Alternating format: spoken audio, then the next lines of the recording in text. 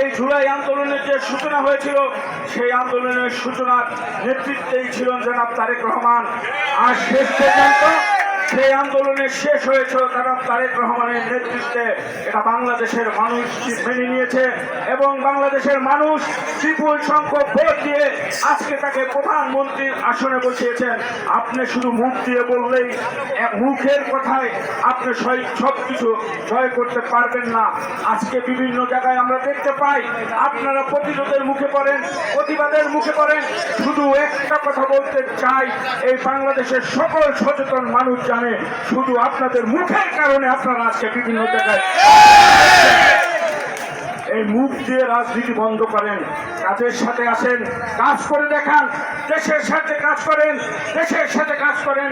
আপনি 3 দিন ডিবি অফিসে বসে আপনারা আটক ছিলেন, সকলের সামনে নাস্তা করেছেন, আমরা তো দেখেছি ভালোই ছিলাম।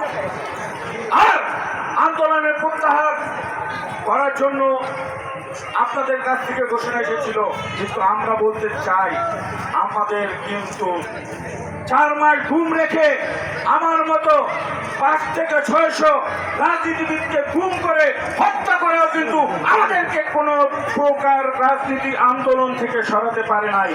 বাংলাদেশের অভিভাবকের আসনে যেভাবে জনাব তারেক রহমান মানুষের ভোটে নির্বাচিত বসেছেন, ইনশাআল্লাহ তার এই পরিশ্রমের মধ্যে দিয়ে, তার এই উন্নয়নের কর্মকাণ্ডের মধ্যে দিয়ে ইনশাআল্লাহ জনাব তারেক রহমান বাংলাদেশের মানুষের হৃদয়ে দেশকে যেরকম খালেদা জিয়ার মতোই জায়গা করে নিবে ইনশাআল্লাহ। তাকে মুছে ফেলা যাবে না। শহীদ জিয়ার আদর্শকে, শহীদ জিয়ার সততাকে যেভাবে মুছে মানুষ ধারণ করেছে, জনাব তারেক রহমানকে সেভাবেই মানুষ ধারণ করেছে। আপনাদের সকলকে ধন্যবাদ। বাংলাদেশ জিন্দাবাদ, জনাব তারেক রহমান জিন্দাবাদ।